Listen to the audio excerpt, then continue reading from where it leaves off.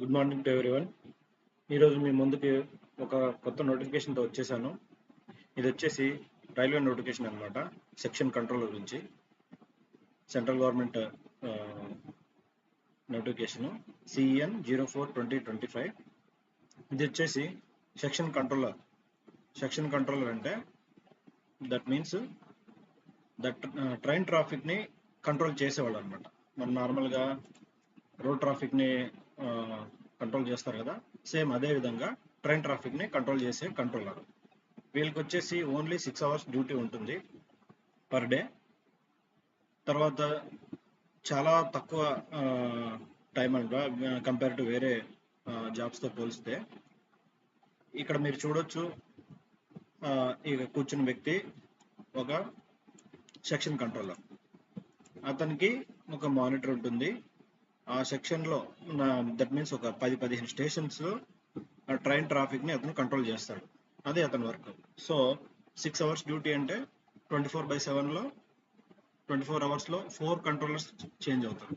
Main టాపిక్లోకి వెళ్ళే ముందు నా ఛానల్ సబ్స్క్రైబ్ చేసుకోండి ఫర్ మోర్ అప్డేట్స్. మెయిన్ టాపిక్లోకి వెళ్ళిపోదాము. This is centralized employment notification 04/2025 CN 04/2025 for section controller. ఈ షార్ట్ నోటిఫికేషన్ లాస్ట్ మంత్ వచ్చింది, 23/8/2025. ఇది ఆన్లైన్ సబ్మిషన్ వచ్చేసి 15/9/2025 నిన్నటి నుంచే స్టార్ట్ అయింది. క్లోజింగ్ డేట్ వచ్చేసి 14/10/2025, అంటే 1 month ఇచ్చాడు. లాస్ట్ డేట్ వరకు వెయిట్ చేయకుండా వెంటనే అప్లై చేసుకోవాలి. ఎవరైనా అప్లై చేసే వాళ్ళు ఉంటే ఫీ పేమెంట్ వచ్చేసి 2 days, అంటే ఫస్ట్ రిజిస్ట్రేషన్ 14/10 వరకు ముందే చేసుకోవాలి. 2 days, విత్ ఇన్ 2 daysలో మనం పేమెంట్ అనేది క్లోజ్ చేసుకోవాలి. అంటే 16/10/2025 వరకు ఇచ్చాడు. ఏదైనా మోడిఫికేషన్స్ ఏదైనా ఉంటుంటే 17 నుంచి చేసుకోవచ్చు, 17 to 26. ఎలిజిబుల్ క్యాండిడేట్స్ స్క్రైబ్ను కూడా మనం పెట్టుకోవచ్చు. స్క్రైబ్ అంటే ఏంటంటే ఎవరైతే రాయడానికి కష్టంగా ఉండి చూడలేకపోయిన వాళ్ళు స్క్రైబ్ని పెట్టుకోవచ్చు. 27/10 నుంచి 31/10 వరకు ఎలిజిబుల్ క్యాండిడేట్స్ అప్లై చేసుకోవచ్చు. స్క్రైబ్ని ఎవరినైతే ఇస్తున్నామో మనమే పెట్టుకోవాలి. ఈ నోటిఫికేషన్ గురించి డీటెయిల్గా చూద్దాము. మినిమం ఎడ్యుకేషన్ క్వాలిఫికేషన్ వచ్చేసి డిగ్రీ అనమాట. ఏదో ఒక డిగ్రీ, ఏ డిగ్రీ ఉన్నా పర్లేదు. తర్వాత ఏజ్ వచ్చేసి 20 years to 33 years, 20 years నుంచి 33 years లోపు. ఎప్పటికి January 1, 2026 లోపు 20 years కంప్లీట్ అయి ఉండాలి. 33 years దాటకుండా ఉండాలి. So both dates are included. దీని లెవెల్ వచ్చేసి సిక్స్త్ లెవెల్. Initial pay 35,400. 35,400 అంటే ఇదే వస్తుందని అనుకోవద్దు. 35,400 అంటే ఇది బేసిక్ ఓన్లీ. బేసిక్ నుంచి మనకి డిఏ యాడ్ చేస్తాడు. తర్వాత ఎలవెన్సెస్, సెక్షన్ కంట్రోలర్కి వచ్చేసి సెక్షన్ కంట్రోల్ ఎలవెన్స్ కూడా వస్తుంది. సో టోటల్గా అప్రాక్సిమేట్లీ ప్రజెంట్ ఇనీషియల్గా జాయిన్ అయ్యి ఉంటే ఎంత డ్రా చేస్తారంటే 70,000 నుంచి 90 వరకు డ్రా చేసే ఛాన్స్ అయితే ఉంది. మెడికల్ స్టాండర్డ్ వచ్చి A2 అంటే మనకి లోకో పైలట్కి వచ్చేసి A1, ఇది A2 అనమాట. స్ట్రిక్ట్గానే ఉంటుంది మెడికల్ స్టాండర్డ్స్. తర్వాత ఏజ్ లిమిట్ మీకు ఆల్రెడీ చెప్పాను. Total number of vacancies 368 all over India. అన్ని RRBలు కలిపి 368 వేకెన్సీస్. సో ఇంకా మనం నెక్స్ట్ టాపిక్ వెళ్ళిపోదాము. రిజిస్ట్రేషన్ ఎప్పటి నుంచి? రిజిస్ట్రేషన్ ఆల్రెడీ మీకు చెప్పాను. 15 సెప్టెంబర్ నుంచి 14/10/2025 వరకు ఉంది. క్యాండిడేట్స్ ఎవరైతే మన డిగ్రీ క్వాలిఫికేషన్ అయ్యుండి డిగ్రీ రిజల్ట్స్ కోసం వెయిట్ చేస్తున్నారో, ఫైనల్ రిజల్ట్స్ రాకుండా ఉండుంటారో వాళ్ళకైతే ఎలిజిబిలిటీ లేదు. Candidates waiting for final results are not eligible to apply. వాళ్ళైతే అప్లై చేసుకోవడానికి లేదు. ఆల్రెడీ మీకు ఫైనల్ రిజల్ట్ వచ్చి ఉంటేనే అప్లై చేసుకోవడానికి ఎలిజిబుల్. అప్లై చేసే ముందు, మనం అప్లై చేసుకునే ముందు education qualification, medical standards, age అన్నీ చెక్ చేసుకొని అప్లై చేసుకోవాలి. అది సాటిస్ఫై అయితేనే ముందుకెళ్ళాలి, లేదంటే విత్డ్రా రావడం బెటర్. ఎందుకంటే డిగ్రీ ఉంది కదా అని అనుకోవద్దు. ఈ డిగ్రీ మీకు రిజల్ట్ ఇచ్చి ఉండాలి. సో వాళ్ళే అప్లై చేసుకోవడానికి ఎలిజిబుల్. తర్వాత age limit 20 years to 33 years వరకు ఎలిజిబిలిటీ ఉంది. Medical standards A2 medical standard ఏంటనేది రైల్వే మెడికల్ సైట్ ఒకటి ఉంది. సో దాంట్లోకి వెళ్ళి చెక్ చేసుకోవచ్చు. మీకు కావాలంటే కామెంట్ సెక్షన్లో కామెంట్ చేయండి. A2 మెడికల్ స్టాండర్డ్స్ ఏమేమి అనేది నేను ఎక్స్ప్లెయిన్ చేస్తాను. తర్వాత హౌ టు అప్లై అని కూడా మీరు కామెంట్ చేస్తే ఎలా అప్లై చేయాలి అనేది మీకు డెమో చూపిస్తాను. ద సర్టిఫికెట్స్ ఏవైతే అప్లై చేస్తున్నప్పుడు అవన్నీ డాక్యుమెంట్ వెరిఫికేషన్లో అవి మనం చూపించాల్సి ఉంటుంది. తర్వాత వచ్చేసి SC/ST క్యాండిడేట్స్కి ట్రావెల్ కన్సెషన్ అనేది ఇస్తారు. తర్వాత ఎగ్జామ్ మనం చేంజ్ చేసుకోవాలంటే అది పాసిబిలిటీ లేదు. Request for exam centre not allowed. మనం అలౌడ్ చేసిన ఎగ్జామ్ సెంటర్లోనే ఎగ్జామ్ రాయాల్సి ఉంటుంది. అకౌంట్ క్రియేట్ చేసుకున్న తర్వాత మనం ఫర్దర్ ప్రాసెస్కి వెళ్తాం. ఒకవేళ ఆల్రెడీ అంతకుముందు RRBకి అప్లై చేస్తుండి అకౌంట్ క్రియేట్ అయ్యి ఉంటే కొత్తగా అకౌంట్ క్రియేట్ చేయాల్సిన అవసరం అయితే లేదు. సో ఎగ్జిస్టింగ్ RRB అకౌంట్ నుంచే మనం చేసుకోవచ్చు. అందులో CN 04/2025 అనేది సెలెక్ట్ చేసుకొని డైరెక్ట్గా మనం అప్లై చేసుకోవచ్చు. ఇది ఫీ పేమెంట్ వచ్చేసి స్టేజెస్ ఎగ్జామ్ ఎలా ఉంటుంది, ఎగ్జామ్ ప్యాటర్న్ వచ్చేసి 3 స్టేజెస్లో ఎగ్జామ్ ప్యాటర్న్ ఉంటుంది. First CBT computer based test, CBT single stage ఉంటుంది. తర్వాత CABT computer based aptitude test. దాని తర్వాత డాక్యుమెంట్ వెరిఫికేషన్, అది అయిపోతే మెడికల్ ఎగ్జామ్. అంటే ఫస్ట్ మనం ప్రిలిమ్స్ అనమాట. ప్రిలిమ్స్ అంటే ఏంటి? Computer based test first prelims రాయాలి. అది సెలెక్ట్ అయితే CBAT computer based aptitude test ఉంటుంది. అవి రెండు సెలెక్ట్ అయితే డాక్యుమెంట్ వెరిఫికేషన్ చేసి తర్వాత మెడికల్ ఎగ్జామ్ చేస్తారు. సో CBTలో ప్రిలిమ్స్లో ఏమవుతుందంటే 8 times ద వేకెన్సీస్ని, నెంబర్ ఆఫ్ వేకెన్సీస్ ఎన్ని ఉన్నాయో దాన్ని ఇంటూ 8 times మన మెయిన్ CBAT ఆప్టిట్యూడ్ టెస్ట్ అనేది సెలెక్ట్ చేయడం జరుగుతుంది. అంటే మనం ప్రిలిమ్స్ అయిపోతే మెయిన్ టెస్ట్ CBATకి మనం రాయాల్సి ఉంది. అది సెలెక్ట్ అయిన తర్వాత document verification, medical. So document verification 1:1 రేషియోలోనే తీస్తారు. ఇది CBTకి CABTకి వెయిటేజ్ ఎంత ఉంటుందంటే 70% CBTకి, 30% CBATకి మెరిట్ అనేది తీస్తారు. CBAT రాసిన వాళ్ళే నెక్స్ట్ డాక్యుమెంట్ వెరిఫికేషన్ చూస్తారు. నెగిటివ్ మార్కింగ్ అనేది ఉంటుంది, 1/3 నెగిటివ్ మార్కింగ్. నెక్స్ట్ డిఫరెంట్ డేట్స్లో రాస్తారు కాబట్టి వాళ్ళందరికీ కలిపి నార్మలైజేషన్ ఆఫ్ మార్క్స్ చేస్తారు. మల్టిపుల్ షిఫ్ట్లో జరుగుతుంది, డిఫరెంట్ డేట్స్లో జరుగుతుంది కాబట్టి నెంబర్ ఆఫ్ క్యాండిడేట్స్ ఎక్కువ ఉంటారు కాబట్టి నార్మలైజేషన్ అనేది జరుగుతుంది. నార్మలైజేషన్ ఎలా ఇస్తారు?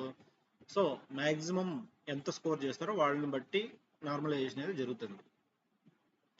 తర్వాత ఒకవేళ CBT, CBAT రెండు రెండిట్లోనూ క్వాలిఫై అయితే, సెలెక్ట్ అయితే 70% వెయిటేజ్, 30% వెయిటేజ్ క్వాలిఫై అయితే నెక్స్ట్ డాక్యుమెంట్ వెరిఫికేషన్కి మనకి ఇన్ఫార్మ్ చేస్తారు.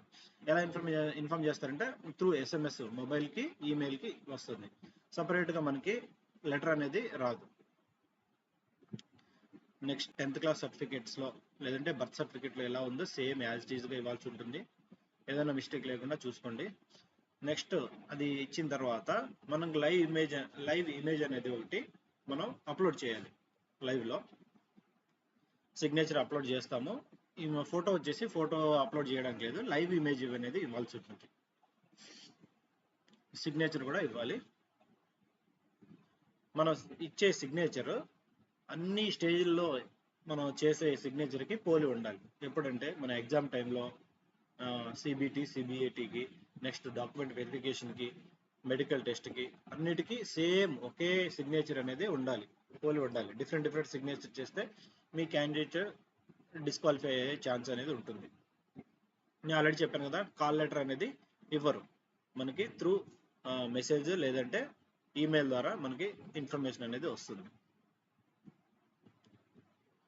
నెక్స్ట్ ఒకవేళ CBAT డాక్యుమెంట్ వెరిఫికేషన్ అయిపోతే ట్రైనింగ్ పీరియడ్ అనేది ఉంటుంది. ట్రైనింగ్ పీరియడ్లో మీకు స్టైఫండ్ అనేది ఇస్తారు. ఇందాక చూపించాం కదా 35,400 అనే, ఆ స్టైఫండ్ అయితే వస్తుంది.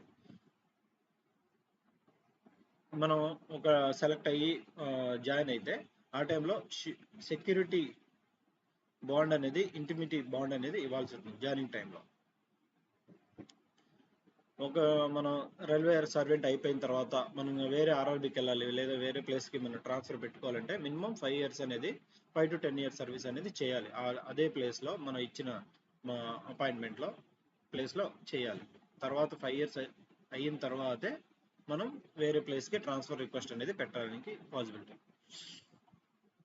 ఫ్రీ ట్రైన్ ఫెసిలిటీ అనేది ఎస్సీ ఎస్టీ వాళ్ళకి మీకు కావాలి అనుకుంటేనే తీసుకోండి, లేదంటే వదిలేసుకోవచ్చు. మన free travel concession for exam. మీకు ఇచ్చే అడ్వైజ్ ఏంటంటే ఆన్లైన్ అప్లికేషన్ విత్ ఇన్ డేట్లో అప్లై చేసుకోండి, లేట్ చేయకుండా. మనకి ఏదైనా డౌట్ ఉండి క్వైరీస్ ఉన్నాయంటే వర్కింగ్ డేస్లో 10 to 5 PM 10 AM to 5 PM మనం ఈ నంబర్లకి లేదంటే ఈ ఈమెయిల్కి మనం కాంటాక్ట్ అవ్వచ్చు. ఏదైనా ప్రాబ్లం ఉండి మనకి ఏదైనా డౌట్ ఉండి చేయాలనుకుంటే ఆ నెంబర్కి కాంటాక్ట్ అవ్వచ్చు.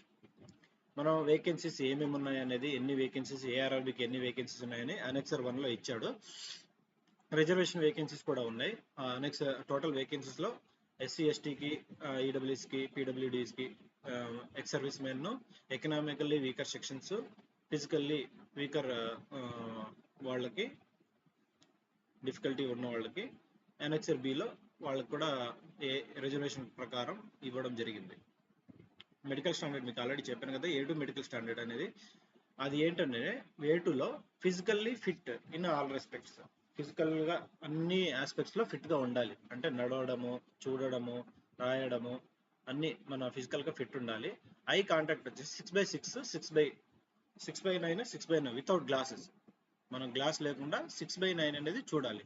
ఇది A2. అదే A1 అయితే 9/9, 6/6 అనేది ఉంటుంది. ఈ 6/9 విజిబిలిటీ కరెక్ట్గా ఉండాలి.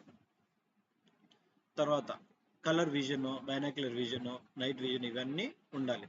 దాన్ని SN 6.6తో వాళ్ళు చెక్ చేస్తారు. నియర్ విజన్, డిస్టెంట్ విజన్ రెండు ఉండాలి. Distant vision 6/9, near vision 0.6. Colour blindness ఉండకూడదు. ఎనీ మెడికల్ మన ఐకి ఎటువంటి సర్జరీ అనేది చేయకుండా ఉండాలి. ఒకవేళ సర్జరీ జరిగి ఉంటే వాళ్ళు నాట్ ఎలిజిబుల్. మెడికల్ స్టాండర్డ్ అనేది మనం అప్లై చేసుకునేందుకు మనం చూసుకొని చేయాలి. మెడికల్ స్టాండర్డ్స్ ఎవరు అప్లై చేయాలి? ఎవరు అప్లై అయింది? ఇండియన్ సిటిజన్ వాళ్ళు దాంట్లో మనందరికీ ఎలిజిబుల్లే. ఏజ్ లిమిట్ ఆల్రెడీ మీకు చెప్పాను కదా, 20 years నుంచి 33 years వరకు.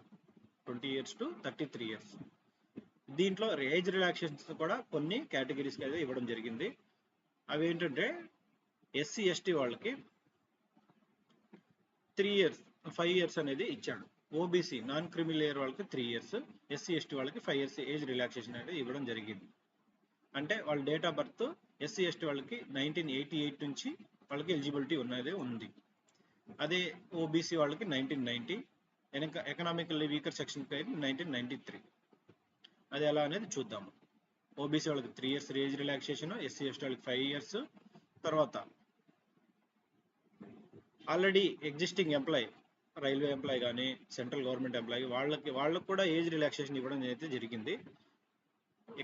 అన్రిజర్వ్డ్ ఎకనామికల్లీ వీకర్ సెక్షన్ వాళ్ళకి 40 years, OBC non creamy layer 43 years, SC ST వాళ్ళకి 45 years వరకు అప్లై చేసుకోవడానికి ఛాన్స్ అయితే ఉంటుంది. తర్వాత persons with bench mark disability, ఈ వీళ్ళకి వచ్చేసి 10 years, 13 years, 15 years.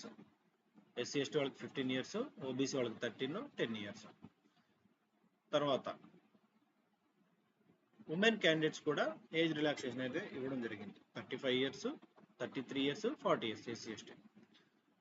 ఒకవేళ ఎస్సీ ఎస్టీ వాళ్ళు అయ్యుండి, SC ST or OBC non creamy layer వాళ్ళకు ఎగ్నెస్ట్ అన్రిజర్వ్డ్ కేటగిరీలో వాళ్ళు అప్లై చేస్తే వాళ్ళకి ఏజ్ రిలాక్సేషన్ అనేది అప్లికబుల్ కాదు. సో అప్లై చేసే ముందు మనకి రిజర్వేషన్ ఉందో లేదో చూసుకొని చేయాలి. అదే person with bench mark disability వాళ్ళకైతే ఏజ్ రిలాక్సేషన్ అయితే ఉంటుంది. అన్రిజర్వ్డ్ అప్లై చేసుకున్న వాళ్ళకి ఏజ్ రిలాక్సేషన్ అయితే ఉంటుంది. మన డేట్ ఆఫ్ బర్త్ అనేది అప్లై చేసుకొని కరెక్ట్గా చూసుకొని చేయాలి as per 10th class certificate.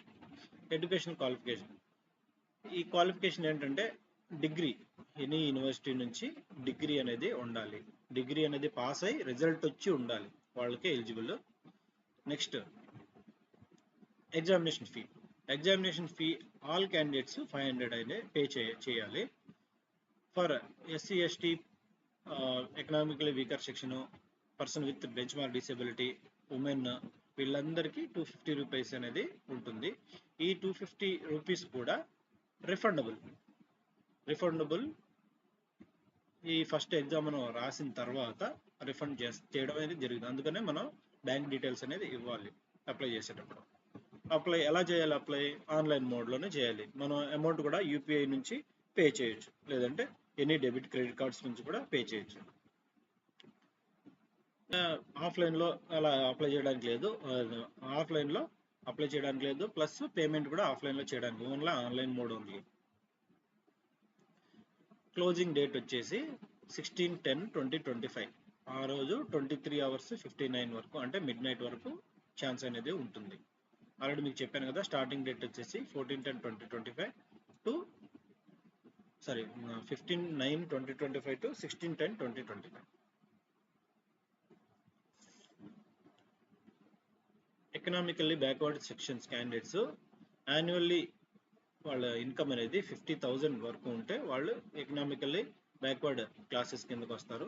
వాళ్ళు ఆ కేటగిరీలో రిజర్వేషన్ అయితే కావాలి అనుకుంటే వాళ్ళు వ్యాలిడ్ సర్టిఫికేట్, ఇన్కమ్ సర్టిఫికేట్ అనేది ప్రొడ్యూస్ చేయాల్సి ఉంటుంది. రేషన్ కార్డు కూడా ఉండాలి. వాళ్ళకి అది ఈబీసీ కింద వాళ్ళు కన్సిడర్ అవుతారు. Examination refund of examination fee అయితే జరుగుతుంది. మన exam for attending CBT exam ఎవరైతే అటెండ్ చేస్తారో వాళ్ళకే రిఫండ్ అనేది జరుగుతుంది. సో మన bank nominee, name of the account holder, IFSC code కరెక్ట్గా ఇవ్వాలి. ఏదైనా రాంగ్ అయితే మన అమౌంట్ రిఫండ్ అవ్వదు. ఇన్కంప్లీట్గా ఉంటే మనం అమౌంట్ అనేది రిఫండ్ అవ్వదు. ఈబీసీ వాళ్ళు, EWS economical weaker sections, OBC వీళ్ళందరికీ సేమ్ కేటగిరీ కాదు. OBC reservation non creamy layer OBC reservation రాదు. OBC candidates coming creamy layer are not entitled to OBC creamy layer. Creamy layer ఉన్నవాళ్ళు OBC reservation కిందకి రారు. అంటే వాళ్ళకి income అనేది ఒక సర్టెన్ లెవెల్ నుంచి తక్కువ ఉంటే వాళ్ళే నాన్ క్రిమి లేయర్, ఎక్కువ ఉంటే క్రిమి లేయర్. సో వాళ్ళకి రిజర్వేషన్ అనేది అప్లికబుల్ కాదు. డాక్యుమెంట్ వెరిఫికేషన్ టైంలో వాళ్ళు ఆ క్రిమి layer, non creamy layer certificate అనేది ప్రొడ్యూస్ చేయాలి ఉంటుంది. ఎవరైతే SC, ST, OBC, non creamy layer అయితే ఉంటారో వాళ్ళు ఒరిజినల్ డాక్యుమెంట్స్ అనేది తీసుకురావాలి. ఓబీసీ క్యాండిడేట్స్ చెప్పాను కదా, నాన్ క్రిమి లేయర్ వాళ్ళకే అది అప్లికబుల్ అవుతుంది. వాళ్ళు నాన్ క్రిమి లేయర్ సర్టిఫికేట్ అనేది ప్రొడ్యూస్ చేయాలి. అది ఎవరైతే ఎప్పుడు తీసుకోవాలంటే ఆన్ ఆర్ బిఫోర్ April 1, 2025. దాని తర్వాత తీసుకుని ఉండకూడదు, ముందే తీసుకుని ఉండాలి.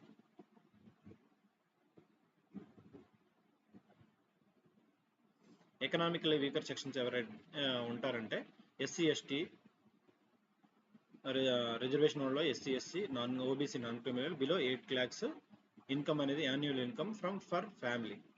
అది కూడా 24-25 ఫైనాన్షియల్ ఇయర్లోనే అది తక్కువ వచ్చి ఉంటే వాళ్ళకి, దానికంటే తక్కువ ఉంటేనే రిజర్వేషన్ అనేది అప్లికబుల్ అవుతుంది. వ్యాలిడ్ ఇన్కమ్ సర్టిఫికేట్ అనేది ప్రొడ్యూస్ చేయాలి. ఏజ్ రిలాక్సేషన్ అనేది, ఇందాక ఏజ్ రిలాక్సేషన్ ఇస్తారని చెప్పాను కదా, మన ఎస్సీ, ఎస్టీ వాళ్ళు ఏజ్ రిలాక్సేషన్ వద్దనుకునే వాళ్ళు యూఆర్ అన్రిజర్వ్ కేటగిరీలో కూడా అప్లై చేసుకోవచ్చు. సో అన్రిజర్వ్ కేటగిరీలో అప్లై చేసిన వాళ్ళకి ఎస్సీ, ఎస్టీకి ఏజ్ రిలాక్సేషన్ అనేది అప్లికబుల్ కాదు. ఇంకొకటి హారిజంటల్ రిజర్వేషన్ అనేది దీంట్లో అప్లికబుల్ అవుతుంది. హారిజంటల్ రిజర్వేషన్ ఏంటంటే ex service men, persons with bench mark disability వాళ్ళకి ఈ హారిజంటల్ రిజర్వేషన్ అనేది అప్లికబుల్ అవుతుంది.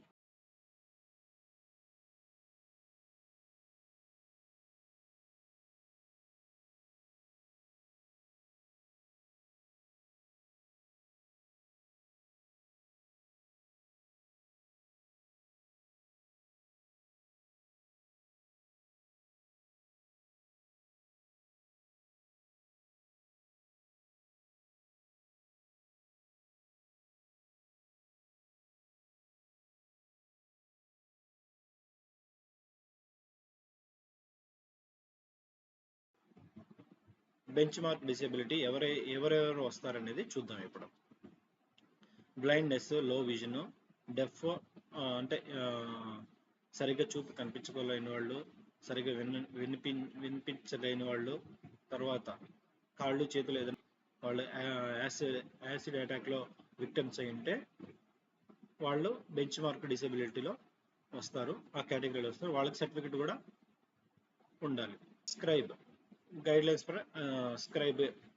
మన ఎగ్జామ్ టైంలో ఈ person with bench mark disability వాళ్ళు స్క్రైబ్ని పెట్టుకునే ఛాన్స్ అయితే ఉంటుంది. అంటే రాయలేని వాళ్ళు, చూపు లేని వాళ్ళు, వీళ్ళకి స్క్రైబ్ పెట్టుకునే ఫెసిలిటీ అయితే ఎగ్జామ్ టైంలో ప్రొడ్యూస్ చేయడం జరుగుతుంది. సో మనమే ఒక స్క్రైబ్ని పెట్టుకోవచ్చు. ఆ స్క్రైబ్కి కావాల్సిన కండిషన్స్ ఏంటో చూద్దాం. ఒక క్యాండిడేట్నే మనం పెట్టుకోవడానికి ఛాన్స్ అనేది ఉంటుంది. ఎగ్జామినేషన్ సెంటర్లో మనం ఆ స్క్రైబ్ని తీసుకెళ్లాల్సి ఉంటుంది.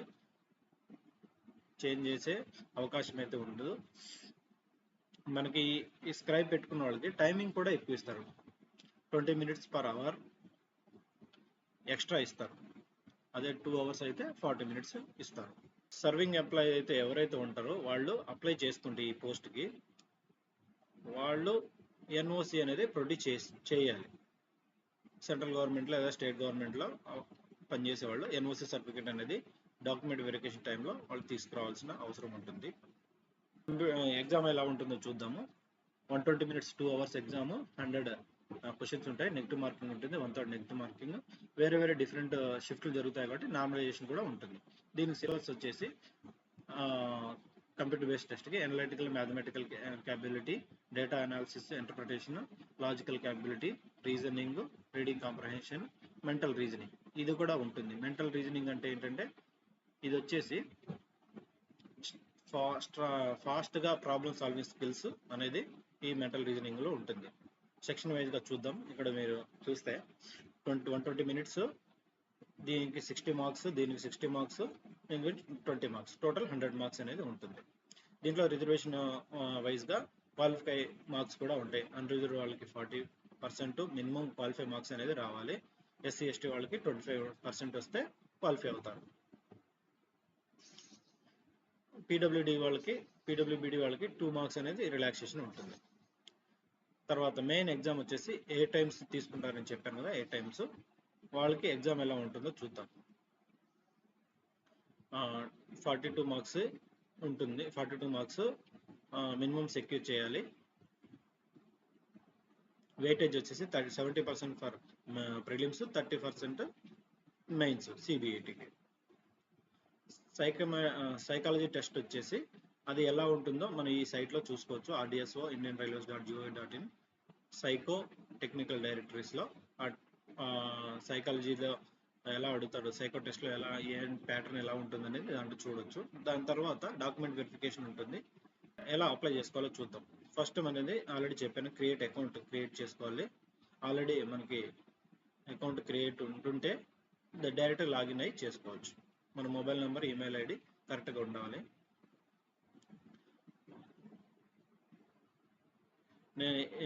ఏ సైట్ నుంచి అప్లై చేసుకోవాలనుకుంటున్నారో నాకు కామెంట్ సెక్షన్లో మెన్షన్ చేయండి. ఆ ఆర్ఆర్బీని నేను అన్ని ఆర్ఆర్బీల లింకులు అయితే మీకు ఇవ్వడం జరుగుతుంది. ఆ లింక్ ద్వారా మనం డైరెక్ట్గా ఆ సైట్కి వెళ్ళి మనం రిజిస్టర్ అయ్యి అకౌంట్ క్రియేట్ చేసుకోవచ్చు. మన సిబిటి వెళ్ళి మన లోకల్ లాంగ్వేజ్లో కూడా రాసుకోవచ్చు. 13 రీజనల్ లాంగ్వేజ్లో ఉంటుంది ప్రిలిమ్స్ ఎగ్జామ్. మన తెలుగులో కూడా ఉంటుంది. జోన్ ప్రిఫరెన్స్ కూడా చేసుకోవచ్చు. ఏ జోన్ కావాలనేది ప్రిఫరెన్స్ అనేది ఉంటుంది. మన ఫీ పేమెంట్ కంప్లీట్ అయిన తర్వాతే ప్రాసెస్ అంతా అయిపోయినట్టు. మీకు ఇందాక చెప్పాను కదా, లైవ్ ఫోటో అనేది క్యాప్చర్ చేయాల్సి ఉంటుంది. అది మన లైవ్ ఫోటోగ్రాఫ్ అప్లై చేసేటప్పుడు వెబ్ కెమెరా లేదా front camera, mobile phone front కెమెరాని చేయాలి. దీనికి గైడ్లైన్స్ ఎలా అంటే non white clothing, white cloth కాకుండా డార్క్ కలర్స్ అనేది వేసుకొని ఉండాలి.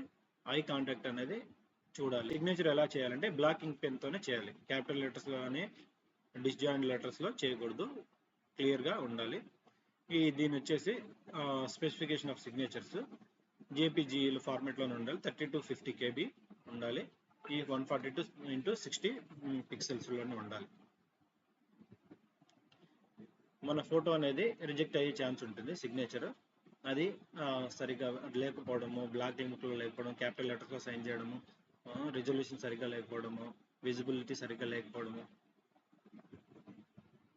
బ్లాక్ పెన్తో రాయాల్సి ఇంకపోవడం, లేదంటే మన సిగ్నేచర్ ప్లేస్లో థంబ్ ఇంప్రెషన్ కానీ వేరే ఫోటో కానీ మనం అప్లోడ్ చేస్తే అది రిజెక్ట్ అయ్యే ఛాన్స్ అయితే ఉంటుంది. ఎగ్జామ్ తర్వాత document verification, medical exam, appointment ఇస్తారు. <40% డిసేబిలిటీ ఉన్న వాళ్ళకి మన ఓన్గా కాస్ట్తో మనం పెట్టుకోవాల్సిన అవసరం అయితే ఉంటుంది. వాళ్ళేమో ప్రొవైడ్ చేయరు, మన స్క్రైబ్ని మనమే పెట్టుకోవాలి. 5 days బిఫోర్ ఎగ్జామ్ ముందు రోజు ఒక విండో అయితే అనేది ఓపెన్ అవుతుంది. దాంట్లో ఓటీపీ ద్వారా మనం కన్ఫర్మ్ చేసుకోవాలి. స్క్రైబ్ని ముందే రిజిస్టర్ చేసుకోవాలి. అప్లై చేసేటప్పుడే స్క్రైబ్ రిజిస్ట్రేషన్ అనేది ఒక విండో ఓపెన్ అవుతుంది, దాని ద్వారా చేసుకోవాలి. ఏదైనా తప్పులు అప్లై చేసే టైంలో ఏదైనా తప్పులు ఉండి దాన్ని చేంజ్ చేసుకోవాలంటే మనం ఛాన్స్ ఉంటుంది. Non refundable fee of 50 rupees pay చేసి, అది మనకి రిఫండ్ అవ్వదు. ఆ ఫీజు అనేది పే చేసి మనం 17/10/2025 టు 26/10/2025 వరకు ఆ విండో అనేది ఓపెన్ అయి ఉంటుంది. ఆ టైంలోనే మనం చేసుకునే ఛాన్స్ అనేది ఉంటుంది. 1 time ఓన్లీ. ఇవన్నీ లిస్ట్ ఆఫ్ ఆర్ఆర్బీస్. మనకి ఏ ఆర్ఆర్బీలో అప్లై చేయాలనుకుంటే ఆర్ఆర్బీ అప్లై చేసుకోవచ్చు. మనకు వచ్చేసి సికింద్రాబాద్ ఆర్ఆర్బీ. ఈ రిజెక్టెడ్ అప్లికేషన్స్ అయ్యే ఛాన్స్, రిజెక్టెడ్ అప్లికేషన్ మనం రిజెక్ట్ అయిందని చెప్పేసి మెసేజ్ లేదా ఈమెయిల్ అలర్ట్స్లో మనం పొందడం జరుగుతుంది. ఒకవేళ రిజెక్ట్ అయితే ఆ రిజెక్ట్లో ఎందుకు ఎలాంగ్ విత్ రీజన్ కూడా ఇస్తాడు, ఎందుకు రిజెక్ట్ చేస్తున్నారు అనేది. నెక్స్ట్, కాల్ లెటర్ ఎలా డౌన్లోడ్ హాల్ టికెట్ ఎలా డౌన్లోడ్ చేసుకోవాలి. 4 days బిఫోరే మనకి కాల్ లెటర్ డౌన్లోడ్ చేసుకోమని చెప్పి ఎస్ఎంఎస్ మొబైల్కి ఈమెయిల్కి అనేది వస్తుంది. సో ఆ టైంలో మనం చేసుకోవచ్చు. 10 days నుంచి ఇన్ అడ్వాన్స్, 10 days అడ్వాన్స్ నుంచి మనకి మెసేజ్ అనేది వస్తుంది. 4 days అడ్వాన్స్ నుంచి మనం డౌన్లోడ్ చేసుకోవచ్చు. మనకి బై పోస్ట్ ఎలాంటి కాల్ లెటర్ అనేది ఇంటికి రావడం జరగదు. Travel concession SC ST candidates అయితే వాళ్ళు డౌన్లోడ్ చేసుకొని రిజర్వేషన్ చేసుకోవచ్చు స్లీపర్ క్లాస్లో యూజింగ్ కాల్ లెటర్. ఎగ్జామ్ టైంలో సెల్ఫ్ డిక్లరేషన్ అనేది ఉంటుంది. ఆ డిక్లరేషన్ని ఎగ్జామ్ టైంలోనే ఫిల్ చేయాల్సి ఉంటుంది. ఎగ్జామ్లో తర్వాత థంబ్ ఇంప్రెషన్ కూడా దాంట్లో పెట్టాలి. ఈ సెల్ఫ్ డిక్లరేషన్ అనేది ముందే ఫిల్ చేయకూడదు. ఆ ఎగ్జామ్ ఇన్విజిలేటర్ దగ్గరే, ఇన్ ప్రెజెన్స్ ఆఫ్ ఇన్విజిలేటరే మనం ఫిల్ చేయాల్సి ఉంటుంది. సిబిటి సిబిఐటి రెండు క్లియర్ అయిన తర్వాత డాక్యుమెంట్ వెరిఫికేషన్ అనేది జరుగుతుంది. డాక్యుమెంట్ వెరిఫికేషన్ ఆ టైంలో ఒరిజినల్ డాక్యుమెంట్స్నే మనం ప్రొడ్యూస్ చేయాల్సి ఉంటుంది. సెల్ఫ్ అటెస్టెడ్ కాపీస్ తీసుకెళ్ళాలి. 2 self attested copies along with original documents అనేది తీసుకెళ్ళాలి డాక్యుమెంట్ వెరిఫికేషన్కి. దానికంటే ముందే మన డాక్యుమెంట్స్ని మనం అప్లై చేసే టైంలో అప్లోడ్ చేస్తాం కదా, అవే డాక్యుమెంట్స్ ఒరిజినల్ తీసుకెళ్ళాలి.